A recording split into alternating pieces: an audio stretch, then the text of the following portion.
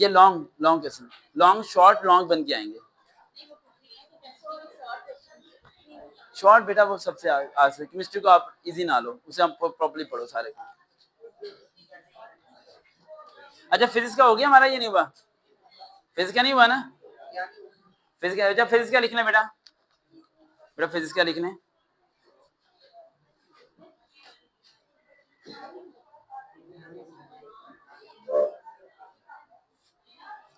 Physics के पहले हम लॉन्ग क्वेश्चन की तरफ आते हैं। आपको पता है हर लॉन्ग क्वेश्चन से एक क्या आना है, न्यूमेरिकल आना है, एक न्यूमेरिकल आदमी आना है ना, ठीक है।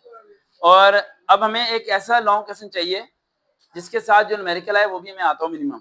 अगर आपका न्यूमेरिकल क्लास हो जाता है तो लॉन्ग एक हाफ करेंगे आप सही, तो उसका कोई इतना बेनिफिट नहीं होता और काफी मसला होता है कि आपको लॉन्ग न्यूमेरिकल्स कौन कौन से करने चाहिए, क्या क्या करने चाहिए। अच्छा पूरी बुक में से ना मैंने गालबन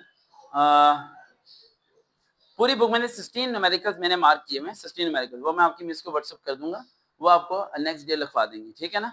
16 न्यूमेरिकल पूरी बुक में से 16 न्यूमेरिकल आप लोगों को करने हैं और वही 16 न्यूमेरिकल में से आपके 2 न्यूमेरिकल्स क्या हो जाएंगे खुश, ठीक है ना, वही कर लेना, ठीक है। ये न्यूमेरिकल्स आप लोग आगे भी किसी को बता सकते हो, मसला नहीं, बस मेरी चीजें किसी को बेचनी नहीं है, सेल आउट नहीं करना।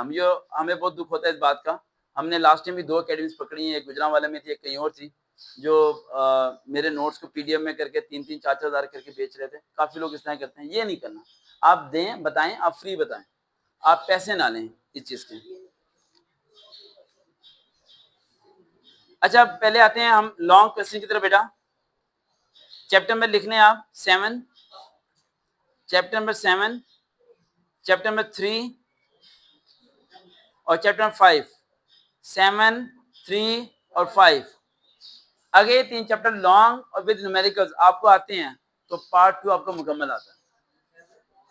7 और कौन सा बताया, 3 और 5, 7, 3 और 5। आगे ये 3 चैप्टर, 7 वाला चैप्टर है thermal properties of the metal, solid, liquid, gas, plasma वाला, आ रहा है ना, जेन में आ रहा है ना, ठीक है। 5 वाला जो है work energy power, work energy power में सारे क्या फॉर्मूले हैं, वहीं से न्यूमेरिकल बन के आने हैं। और चैप्टर में कौन सा बताया, थ्री डायनेमिक्स वाला। ये 3 चैप्टर्स अगर आपको आते हैं तो आपके न्यूमेरिकल्स विद लॉन्ग क्वेश्चन आप कवर कर जाएंगे। अब आते हैं शॉर्ट क्वेश्चन की तरफ। शॉर्ट क्वेश्चन में मैक्सिमम जो शॉर्ट क्वेश्चन आपके आने वाले हैं वो ध्यान में रखिएगा। आप लोगों ने सारे के सारे वही याद किए हैं जो आप लोगों को इस तरह के मिलते हैं, जैसे एक्सेलरेशन का मिल गया, इस तरह के मिलते हैं, वो आप याद करें। तो आपने हर वो शॉर्ट क्वेश्चन याद करना है जिसका आंसर मिनिमम 2 लाइंस का है। एक्सेलरेशन का आंसर कितनी लाइंस का है, 1 लाइन का, वो याद नहीं करना। स्पीड का आंसर कितनी लाइंस का है, 1 लाइन का, उसे याद नहीं करना। समझे बात, समझ आई बात। डिस्टेंस टाइम ग्राफ आंसर कितनी लाइंस का है, 3 या 4 लाइंस का बनता है ना, डिस्टेंस टाइम ग्राफ। तो वो आपने शॉर्ट क्या करना है, याद कीजिए। हर वो शॉर्ट क्वेश्चन आपने याद करना है जिसका आंसर 2 या 3 लाइन से क्रॉस करता हो। 1 लाइन के आंसर को याद करने का फायदा नहीं है, वो फिजिक्स वाला उसमें शॉर्ट आपको नहीं देगा। अब वो आपको शॉर्ट क्वेश्चन में 4 न्यूमेरिकल्स देगा, 4 न्यूमेरिकल्स वो आपको शॉर्ट क्वेश्चन में देगा।